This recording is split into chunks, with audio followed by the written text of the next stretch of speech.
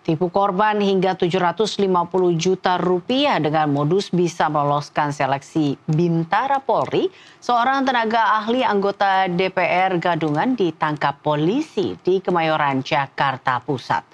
Petugas terpaksa mendobrak paksa pintu kamar mandi lantaran pelaku bersembunyi dengan mengunci diri.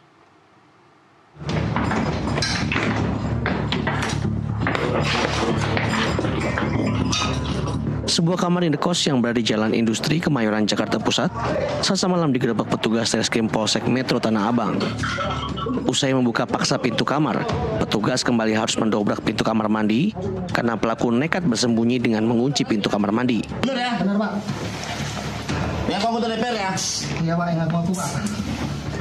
Arif Rahmat Hakim ditangkap petugas karena nekat menipu seorang warga hingga 750 juta rupiah. Modus yang dilakukan pelaku adalah menjadi seorang tenaga ahli DPR RI Komisi 3 Gadungan dari fraksi PAN dengan menjanjikan bisa meloloskan peserta seleksi Bintara Polri tahun 2025. Korban baru menyadari telah kena tipu saat mengetahui jika 3 nama yang dititipkan kepada pelaku ternyata tak lolos penerimaan anggota Bintara Polri. Salah satu staf tenaga ahli anggota DPR di Komisi 3 yang telah menerima uang sebesar 750 juta dari korbannya, yang mana dia berjanji akan mempekerjakan keluarga korban untuk masuk menjadi anggota kepolisian.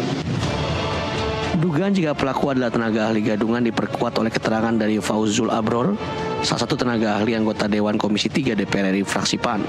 Pelaku selanjutnya dibawa ke Polsek Metro Tanah Abang untuk diperiksa lebih lanjut. Tertera diedikan dengan nama Arif Rahmat Hakim, itu bukan orang Bapak, bukan stafnya Bapak, dan saya nggak kenal sama beliau. Dengan nomor anggota A93 dan itu bukan nomor anggota Bapak.